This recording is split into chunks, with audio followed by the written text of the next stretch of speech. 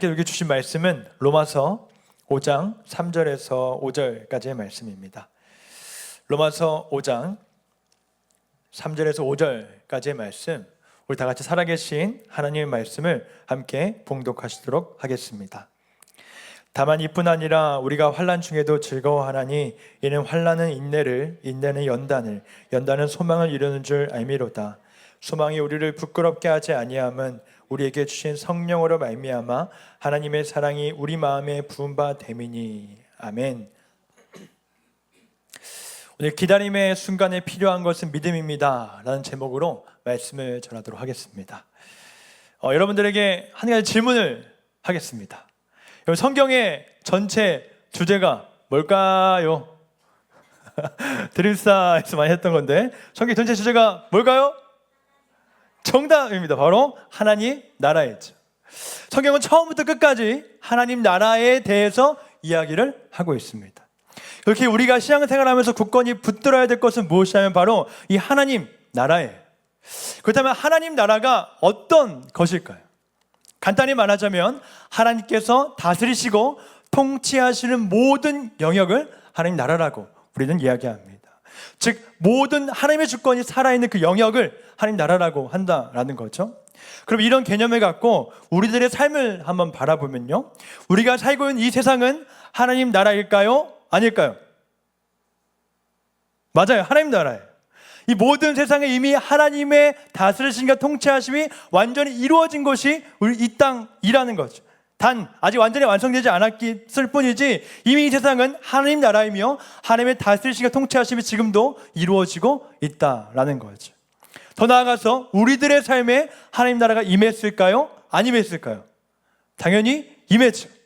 즉 우리들의 삶을 다스리시고 통치하시는 분은 하나님 한 분뿐이시다라는 겁니다. 사탄이 아니고요, 나 자신도 아니고 이 세상 그 어떤 것도 아닌 하나님께서 우리의 삶을 다스리시고 통치하시고 인도하시는 게 하나님 나라의 삶을 사는 사람들의 모습이다, 그게 사실이다라는 것입니다. 그러면 우리가 끝까지 붙들어야 될 것은 이 하나님 나라의 믿음이에요. 아 그렇지, 지금 내 삶에 하나님 나라가 임했지, 지금 내 삶의 주인은 하나님이시지, 하나님께서 다스리 통치하시지라는 믿음을 갖고 우리는 하루하루를 살아가야 된다라는 거죠. 그럴 때 우리는 하나님의 주권을 인정하게 되고 내어 맡길 때 우리는 이 세상을 살아갈 힘을 얻게 되는 것입니다. 또 그럴 때 우리들 안에 있는 육의 생각은 사라지고 생명과 평안을 주는 영의 생각이 우리 마음 가운데 충만하게 되는 거죠. 그런데 이러한 믿음을 갖고 살아갈 때 이 믿음을 흔들고 의심하게 만드는 순간이 우리에게 찾아옵니다. 그 순간이 언제냐면 여러 가지가 있겠지만 오늘 다룰 부분은 이해되지 않는 기다림이 우리 삶 가운데 찾아올 때예요. 분명 내가 이러한 믿음을 갖고 이렇게 하나님 앞에 잘 살아왔는데 계속해서 내 삶에 이해되지 않는 고난이 찾아오는 거예요. 계속해서 내 삶이 내 예상과 빗나가는 삶을 살아가게 되고 쉽게 말해 내 삶이 내 뜻대로 되지 않는 순간들이 찾아오게 된다라는 거죠. 이때 우리는 이해되지 않는 기다림의 순간들을 맞이하게 됩니다.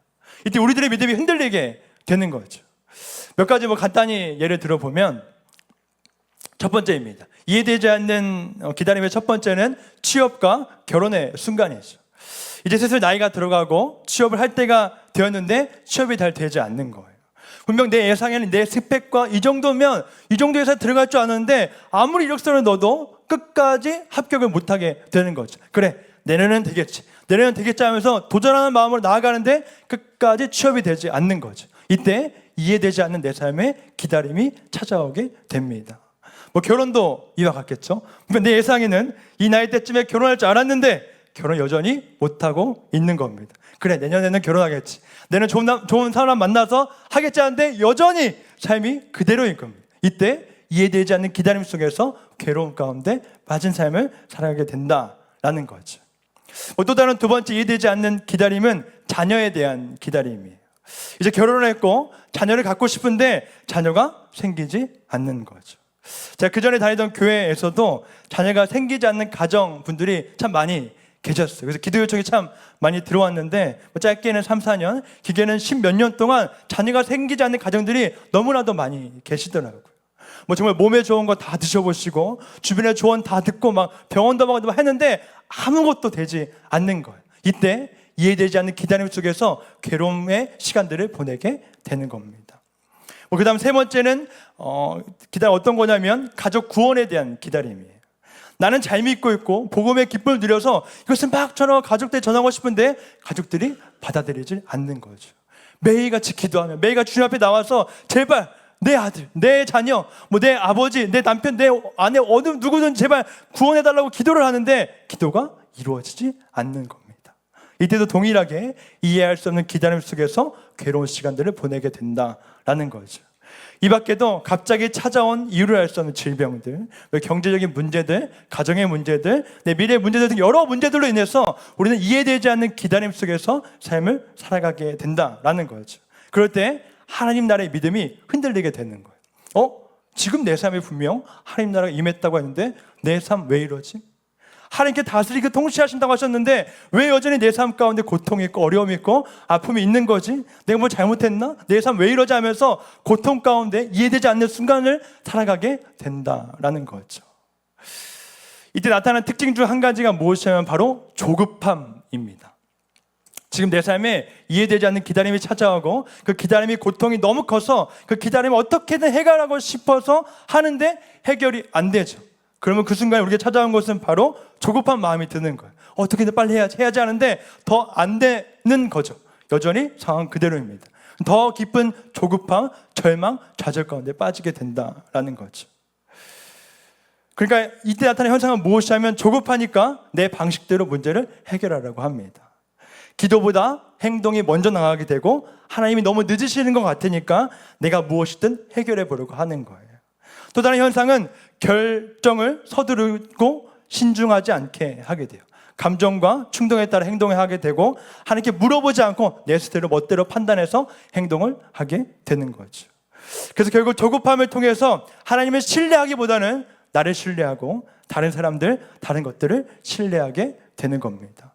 이때 하나님을 향한 우리들의 마음이 점점 멀어져 감을 느끼게 될 겁니다. 대표적인 예로는 사울을 들 수 있죠. 여러분, 사울이 블레셋과의 전쟁을 앞두고 있었을 때 자기 멋대로 제사를 드린 사건 다 아시죠? 그러니까 이스라엘 백성이 블레셋과 각 전투 진영에서 전투를 준비하고 이제 전투를 나아가야 되는데 항상 이스라엘 율법에 어떤 것이 있었냐면 항상 전쟁에 나가기 전에 제사를 드렸어야 했어요. 그래서 막 다 준비해서 제사장이 사무엘 오기까지를 기다렸는데 사무엘이 약속한 시간이 돼도 안 나타나는 거예요. 근데 안 나타나는 것까지는 괜찮은데 백성, 그 군사들이 두려움에 떨기 시작하는 거죠. 저 멀리 있는 블레셋 군사들이 보이고 엄청 위압감이 있고 크게 보이는데 우리 너무 작고 초라하게 보이는 거예요. 두려움에 떨기 시작한 병사들은 하나둘씩 돌아가기 시작합니다. 이때 사울 안에 조급한 마음들이 생기기 시작하는 거예요. 이러다 전쟁 지는 거 아니야?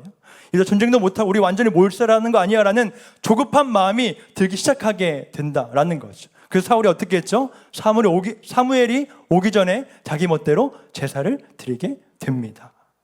이 사건으로 인해서 사울은 잘못된 율법을 범하는 선택을 하게 되고 이 사건을 통해서 사울은 왕권을 완전히 잃어버리게 됩니다. 이처럼 이해되지 않는 기다림 속에서 조급한 마음을 갖게 되면 내 방식대로 문제를 해결하고 하고 그로 인해 잘못된 선택을 하게 되고 상황만 더 악화시키게 되는 겁니다. 저도 이런 경험이 있는데요. 제가 예전에 중고차 사기당한 사건 혹시 얘기한 거 기억하시나요? 그때 제가 차를 너무 사고 싶어서 저희 엄마 아빠한테 얘기했는데 아빠가 안 돼, 기다려 하셔가지고 이해되지 않는 기다림 속에서 안 되겠다 싶어서 엄마 아빠 몰래 샀다가 사기를 당했어요. 그러고 난 다음에 정신을 차리면 하잖아요. 근데 또 제가 차를 샀어요. 언제 샀냐면 꾹 참고 있다가 1, 2년 지났는데 또 너무 사고 싶어서 또 올라오는 거예요. 그래서 한 번 더 아빠한테 얘기했지. 혹시 차를 사도 되겠습니까? 했는데 아빠가 그때도 안 돼, 기다려 하셔가지고 또 이해되지 않는 기다림이 찾아오게 되는 거예요. 아니 난 그때 직업군인 돈 벌고 있었을 때니까 아니 난 돈도 벌고 이 정도면 앞으로 더 할 거니까 더 재정적인 문제도 없고 차 있으면 또 얼마나 좋아요. 이 정도 편하고 또 누구를 태우고 수도 있고 뭐 도와줄 수도 있고 일석이조 너무 좋을 것 같은 생각이 막 드는 거예요. 그래서 제가 차를 보러 다니기 시작합니다. 이제는 또 사기당한 전적이 있으니까 제가 그때 일산에 있었거든요. 일산에 이때 중고차 매장을 다 둘러보고 혼자 가기 좀 그러니까 제 동기들 데려가고 보고 유튜브 찾아보면서 이런 거 하면 이렇게 봐야 되겠다면서 막 찾아보다가 결국 한 매장에서 제가 딱 원하는 금액의 중고차 딱 만나게 돼요. 딱 둘러보면서 막 하는데 그때 딜러분이 저한테 그러시더라고요. 아, 이런 매물 흔치 않다. 얼른 사셔야 된다고. 이거 금방 팔려요. 하면서 옆에 동기까지 그렇게 바람을 넣는 거예요. 아, 돈만 있으면 내가 사는 건데. 아, 하면서 막 이러는 거예요. 조급한 마음에 그날 집에 갔다가 바로 누구와 상의하지 않고 바로 그 매장에 다시 찾아가가지고 계약을 하고 차를 사왔어요. 처음에 기분이 너무 좋았지. 야, 드디어 내가 차를 제대로 샀구나. 사기도 안 당하고 좋은 조건에 좋은 차를 샀구나 하면서 주변에 막 자랑도 하고 막 그랬어요. 근데 시간이 점점 지나면 지날수록 너무 후회가 되는 거예요. 저의 너무 조급하고 성급한 행동으로 실수를 한 것 같더라고요. 생각해보니 저는 이제 앞으로 1, 2년 있다가 전역할 예정이었거든요. 전역하면 사역을 준비해야 되고 또 신대원에 다니려고 1, 2년 동안 공부할 준비해야 되는데 굳이 그 기간에 차가 있을 필요가 없겠더라고요. 오히려 차만 있으면 돈만 나가고 또 차가 있으니까 주차비, 주유비, 중고차 사니까 잔고장이 좀 많더라고요. 돈이 나가는 게 한두 개가 아니더라고요. 그때 생각했죠. 아, 내가 실수했구나. 생각이 너무 짧았다. 여러분, 저는 이해되지 않는 기다림 속에서 그 기다림을 기다리지 못하고 조급한 마음으로 잘못된 선택을 하게 되었습니다. 저는 처음엔 저의 선택들이 다 맞는 줄 알았어요. 근데 그 모든 것들은 조급함 때문에 정확한 현실을 잘 보지 못한 것 뿐이었더라고요. 조급하니까 서두르게 되고 서두르니까 신중하지 못하게 되고 신중하지 못하니까 잘못된 선택을 하게 된 것입니다. 혹시 여러분들은 어떠신가요? 지금 이해되지 않는 기다림 속에서 조급한 마음을 갖고 계시진 않으신가요? 그리고 그 조급한 마음으로 어떤 선택을 하려고 하시진 않으신가요? 여러분 기억하십시오. 조급한 마음으로 선택하는 대부분의 것들은 좋은 결과를 낳지 못한다고 합니다. 그러면 조급함 속에서 우리에게 필요한 것은 무엇이냐면 바로 믿음이에요. 즉 하나님 향한 신뢰를 우리는 가지고 있어야 된다는 거죠.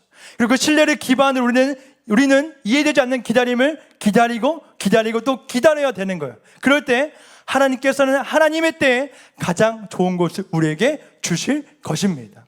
이것이 바로 믿음이 있는 삶이고 하나님 나라의 믿음을 갖고 사는 사람들의 모습이다 라는 거죠. 왜? 내 삶을 다스리시고 통치하신 분은 오직 하나님 한 분뿐이시기 때문이다 라는 겁니다.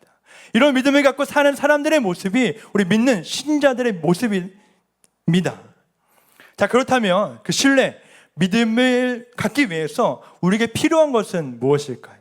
우리는 어떻게 해야 그 믿음을 가질 수 있냐라는 거죠. 여러분, 그 믿음이라는 것이 언제 우리에게 생기게 되냐면요, 바로 이해되지 않는 기다림 속에서 믿음이 생기게 돼요. 즉 내 삶이 내 뜻대로 흘러가지 않을 때 믿음이 생기게 돼요. 자, 그 말씀 한번 띄워주시면 이런 말씀이 있습니다. 히브리서 11장 1절 말씀인데 다 같이 한번 읽어보도록 하겠습니다. 시작. 믿음은 바라는 것들의 실상이요 보이지 않는 것들의 증거니에요. 여기서 보면 믿음은 뭐라고 하냐면 바라는 것이고 보이지 않는 것이라고 하는 겁니다. 무슨 말이냐면 믿음이 뭐냐면 제가 지금 이 물컵을 들고 있어요. 여러분, 제가 지금 들고 있는 것은 물컵입니다.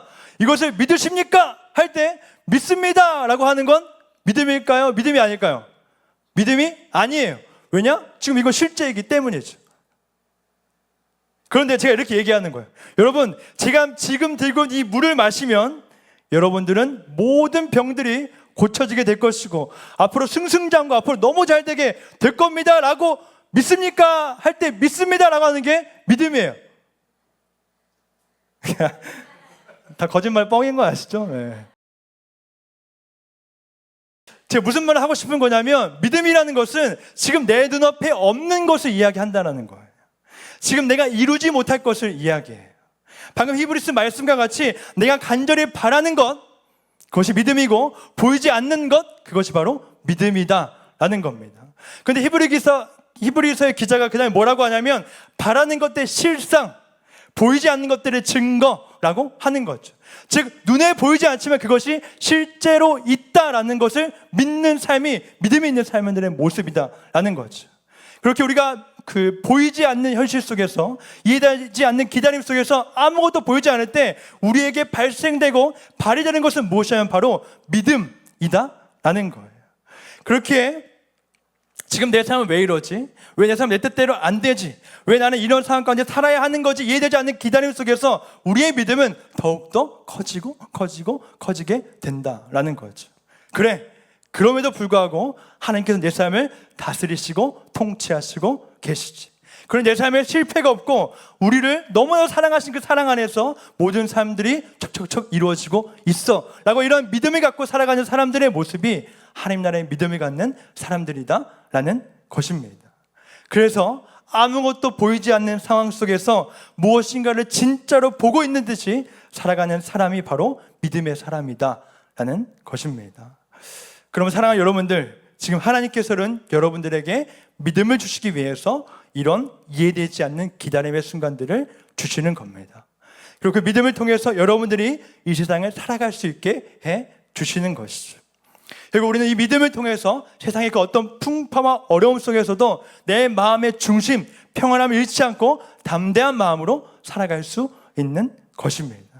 즉 지금 이러한 믿음, 이러한 은혜를 주시고자 하나님께서 여러분들에게 이해되지 않는 고난과 이해되지 않는 기다림을 주신다라는 거죠. 그 믿음을 통해 이 세상을 살아갈 수 있기 때문입니다.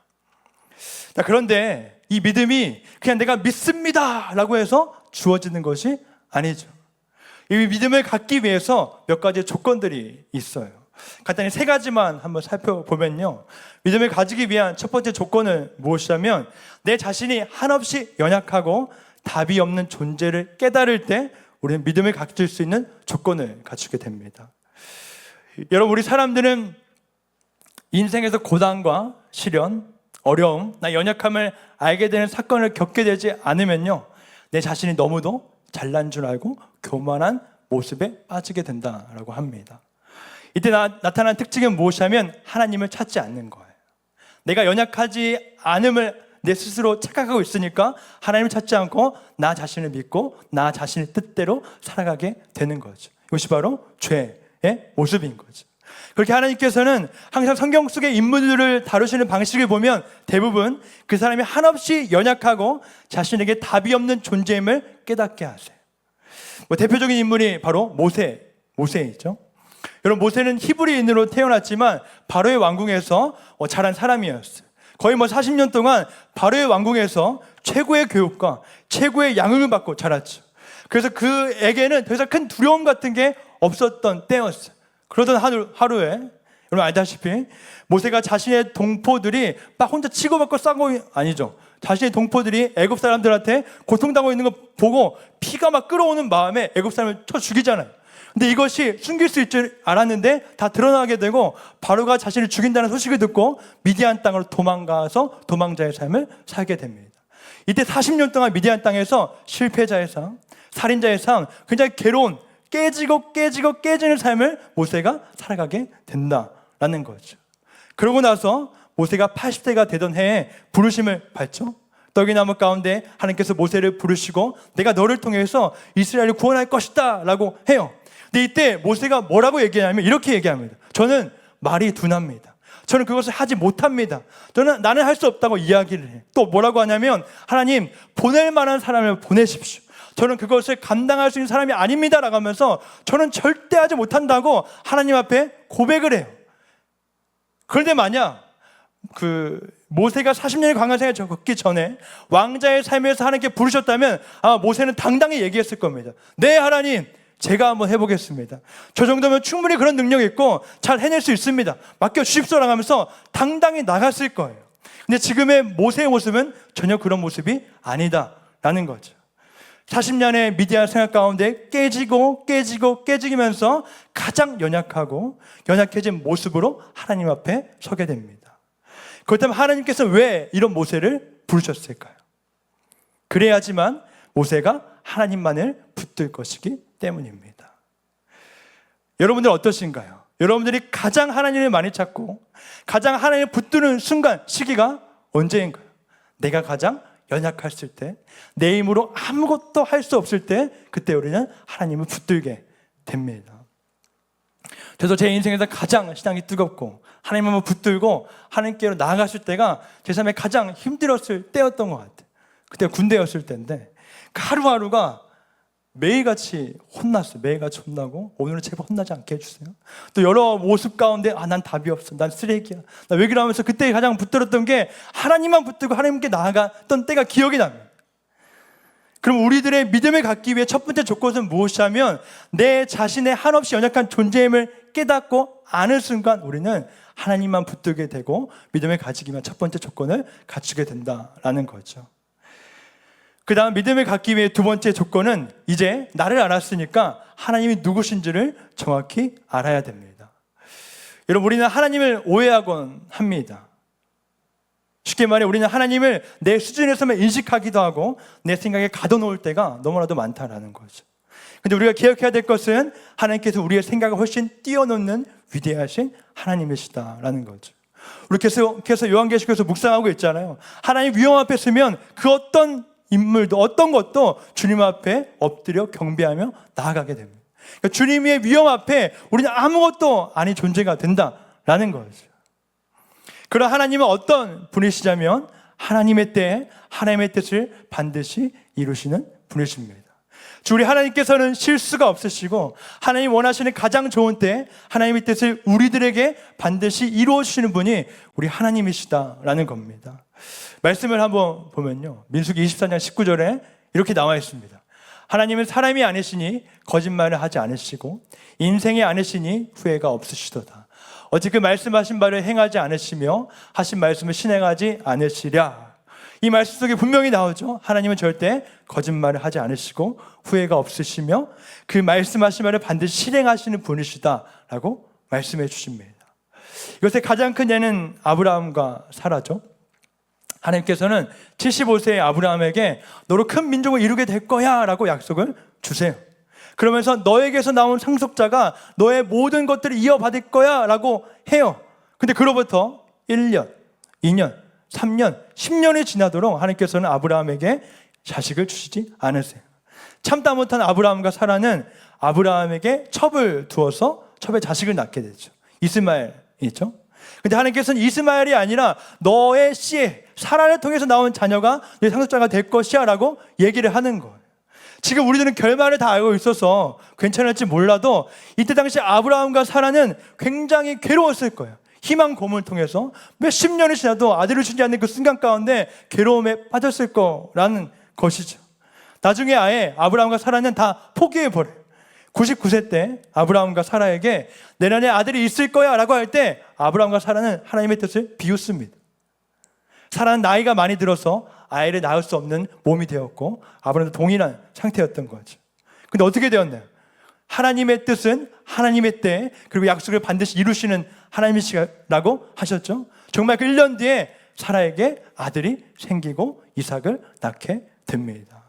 그 이삭을 통해 야곱이 나오게 되고 야곱을 통해 12아들이 나오게 되고 큰 민족을 이루게 된다라는 거죠. 즉 하나님께서 약속하신 모든 것들을 반드시 이루시는 우리 하나님이시다라는 거죠. 이뿐만 아니라 하나님께서 하나님 때에 반드시 하나님 뜻을 이루시는 분이 우리 하나님이시다라는 거죠. 이것이 우리들의 삶에도 동일하게 적용이 됩니다. 하나님께서는 하나님의 때에 하나님의 약속을 반드시 이루십니다. 혹시 지금 이해되지 않는 기다림 속에 계신 분 있으신가요? 지금 내 삶에 이해되지 않는 고난, 이해되지 않는 시련과 어려움을 겪고 계신 분들 계신가요? 여러분 기억하십시오. 하나님께서 반드시 우리와 함께 하신다고 하십니다. 말씀, 내가 세상 끝날까지 너희와 항상 함께 있으리라. 이 말씀과 같이 하나님께서 세상 끝날까지 우리와 함께 하시면서 우리를 혼자 두지 않으시고 우리 곁에서 하나님의 일하심을 보여주실 것이라고 약속해 주십니다. 또 그 하나님께서는 우리들의 선한 목자가 되어주셔서 우리들 어떤 해도 당하지 않겠다고 약속해 주시죠. 여호와는 나의 목자시니 내게 부족함이 없으리로다. 내가 사망의 음침한 골짜기로 다닐지라도 내가 해를 두려워하지 않을 것은 주께서 나와 함께 하심이라. 주의 지팡이와 막대기가 나를 안위하시나이다. 또 하나님께서는 우리 믿는 자들의 삶은 모든 것이 합력하여 선을 이룬다고 약속도 하세요. 우리가 알거니와 하나님을 사랑하는 자 곧 그의 뜻대로 부르심을 입은 자들에게는 모든 것이 합력하여 선을 이루느니라. 이 밖에도 너무도 많은 말씀을 통해서 우리에게 약속해 주시는 거죠. 그리고 그 약속이 반드시 우리에게 이루어집니다. 다시 말해 이미 이루어지고 있는 과정 가운데 있다라는 거죠. 이러한 하나님을 알고 있을 때 믿음을 갖게 대한 두 번째 조건이 갖추게 됩니다. 마지막으로 믿음이 생기는 조건은 무엇이냐면 바로 성령님이에요.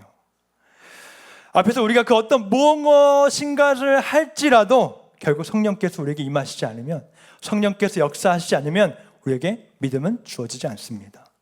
중요한 건 성령께서 임하셔야지만 우리는 그 모든 것들을 얻을 수 있게 된다는 거죠. 이렇게 우리가 구해야 될 것은 성령님의 은혜고 성령님의 역사하심이고 성령 충만함이라는 거예요. 예를 들어 베드로를 보면 처음에는 예수님과 함께 했을 때는 자신의 목숨을 바치면서까지 내가 주님과 함께 하겠습니다 라고 하죠. 근데 어떻게 됐나요? 예수님이 고난에 처했을 때 예수님을 3번 부인하고 나가게 되죠. 이때 심히 통곡하면서 유대인을 두려워했던 그 마음을 굉장히 참회하면서 자책하며 나아갑니다. 근데 이랬던 베드로가 사도행전에 보면 완전히 뒤바뀐 모습을 보여줘요. 오히려 유대인들 앞에서 당당히 나서서 예수 그리스도가 메시아라고, 그분이 우리의 구원자라고 얘기합니다. 지금 뭐가 달라진 걸까요? 성령께서 베드로 안에 충만히 임하게 된 겁니다. 사실 마가의 다락방과 오순절의 시간에 성령께서 임하셔서 성령이 임하신 그 역사를 통해 베드로가 완전히 변화되어 그 모든 사람 앞에서 예수 그리스도를 주 메시아라고 당당히 말하게 된 용기를 얻었다라는 거죠. 중요한 건 성령께서 역사하심이 우리 삶 가운데 충만히 이루어져야 된다라는 것이죠.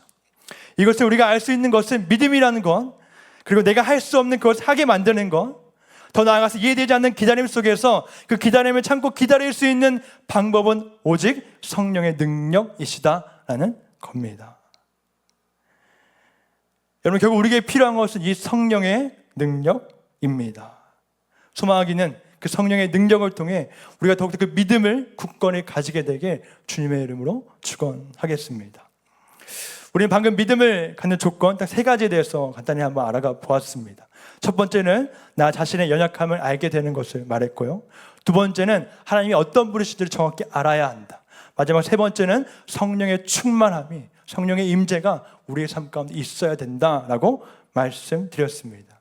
이 조건들이 우리에게 충만히 주어질 때 우리는 이해되지 않는 기다림 속에서 조급해하지 않고 믿음으로 견디며 삶을 살아갈 수 있을 것입니다. 그때 그 믿음을 통해 우리들은 내 앞에 주어진 모든 상황 환경을 이겨내며 세상이 감당치 못할 사람으로 살아가게 될 것이다 라는 것이죠. 이제 말씀을 마무리하도록 하겠습니다. 처음에 이야기를 했죠. 우리 삶 속에서 하나님 나라가 이미 임했다고요. 다시 말해 지금 우리들의 삶은 하나님의 다스리심과 통치하심이 이루어지고 있다라고 말씀을 드렸습니다. 근데 지금 하나님께서는 우리들의 삶에 이해되지 않는 기다림, 이해되지 않는 고난을 주세요. 다시 말해 지금 내 삶에 처해진 모든 상황 환경은 하나님께서 주관하시고 다스리신 가운데 있는 시간들이다라는 거죠. 하나님께서 허용하신 시간들입니다. 그렇다면 하나님께서 도대체 왜 그러시는 걸까요? 우리가 무슨 잘못이라도 한 걸까요? 도대체 왜 이러한 고통 속에서 우리는 살아야 되는 걸까요? 오늘 본문 말씀을 다시 한번 보면요, 로마서 5장 3절 5절 이렇게 나와 있습니다. 다 같이 한번 읽어보겠습니다.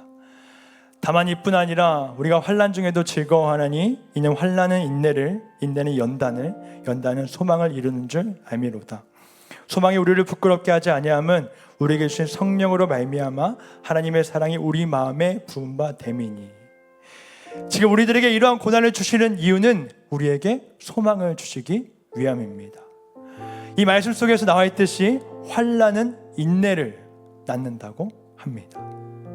우리는 극심한 고통 속에서 인내함을 배워요. 그리고 그 인내함을 통해서 우리는 연단하게 되죠. 다시 말해 그 인내를 통해 우리 믿음의 성장을 이루게 된다라는 겁니다. 그리고 그 연단을 통해서 우리들은 소망을 갖게 되죠. 이 소망은 곧 우리들이 이 세상을 살아갈 가장 큰 버팀목이 되는 소망입니다. 그래서 이 연단을 통해 생긴 소망을 통해 우리는 어떤 환난 속에서도 즐거워할 수 있습니다. 왜요? 이제 알거든요. 내 삶에 하나님의 통치와 다스리심이 이루어지고 있음을. 비록 내 삶에 지금 비천하고 아무것도 아닌 것처럼 보일지라도 이것이 나에게 허락하신 가장 좋은 길임을 나는 알고 있기 때문입니다. 그래서 내 삶이 어떠한 순간이 있던지 간에 그것을 받아들이며 인정하며 주님의 주권을 찬양하며 살아갈 수 있게 되는 겁니다. 왜? 지금 연단을 통해서 나는 믿음을 얻었고 믿음을 통해 소망을 내 마음에 품었기 때문입니다. 이때 내 앞에 어떠한 것이 주어지더라도 우리는 다 감당할 수 있습니다. 그리고 그것을 통해 하나님께서 우리는 놀랍게 우리를 사용하실 줄 믿습니다. 더 나아가서 우리 믿는 사람들에게는 결코 정죄함이 없다라고 합니다. 우리들의 모든 죄는 이미 예수님께서 십자가에 지시고 다 없애주셨어요. 그렇게 우리들은 더 이상 죄인이 아니죠. 저번주에 담임 목사님께서 말씀해 주셨죠. 우리가 의롭게 된 이유는 하나님께서 의롭다고 칭해 주셨기 때문이에요. 내가 뭔가를 했기 때문이 아니라 하나님께서 그렇다고 하셨기 때문에 우리는 의로운 존재다라는 거죠. 그렇게 우리는 예수님 때문에 더 이상 죄인이 아니라 의인이에요. 이것은 무슨 말을 뜻하는 거냐면 내 삶 속에 우리들의 삶에는 더 이상 죄를 통한 징벌과 징계는 없다라는 거예요. 우리 자녀들의 삶은 더 이상 그 죄로 인한 벌은 없다라고 말해주는 거죠. 왜? 예수님 때문에. 우리는 더 이상 죄인이 아니기 때문이다라는 거죠. 혹시 지금 이해되지 않는 기다림 속에서 이건 내 죄 때문이야, 내가 쓰레기처럼 살았기 때문에, 내가 이렇게 살았기 때문에 한 것이야 라고 생각하십니까? 그런 생각에 빠지지 마십시오. 하나님께 말씀하십니다. 이것은 너를 위한 가장 좋은 것을 주시기 위한 하나의 때일 뿐이다 라고. 하나님 우리를 끝까지 사랑하시고 우리를 한순간도 놓지 않으시고 지금도 함께 하시면서 그 때를 지금도 이루어가고 계십니다. 주시지 않는 이유는 우리를 위해서요. 주신 이유도 우리를 위해서고 때에 맞게 가장 좋은 것을 우리에게 부어 주실 겁니다. 그것을 믿는 사람들의 결과값은 항상 하나님을 찬양하는 거예요. 과정이 어떻든 우리의 결과는 항상 주님을 찬양하게 될 것입니다. 이렇게 믿음을 갖고 하루하루 살아가시길 바라겠습니다. 그리고 내 삶의 모든 것들을 주님께 내어 맡기십시오. 맡길 때 책임은 나에게 있는 것이 아니라 하나님께 있고 하나님의 소관이기 때문입니다. 그렇게 지금 이해되지 않는 기다림 속에서 고통받고 있습니까? 여러분 즐거워하십시오. 하나님께서 지금 이 시간을 통해서 여러분들이 연단하시고 더 좋은 것을 주시기 위해서 지금 준비하고 계십니다. 지금 이해되지 않는 고난 속에서 괴로워하고 계십니까? 여러분 낙심하지 마십시오. 하나님은 이 시간을 통해서 여러분들이 연단하셔서 이전에 생각지도 못한 놀라운 것들을 준비시켜주고 예비해 놓으시고 계십니다. 그럼 사랑하는 여러분들, 우리 그 소망을 품고 또 우리를 사랑하시는 예수 그리스도의 은혜의 마음을 품고 믿음으로 하루하루 살아갑시다. 그리고 모든 것들 주신 성령님을 의지하며 살아갑시다. 그럴 때 우리들은 어느 순간이 있던지 간에 우리는 승리하며 더 나아가서 이 세상이 감당하지 못할 삶을 살아가게 될 것입니다. 그 은혜가 여러분 삶과 충만하게 주님의 이름으로 축원하겠습니다.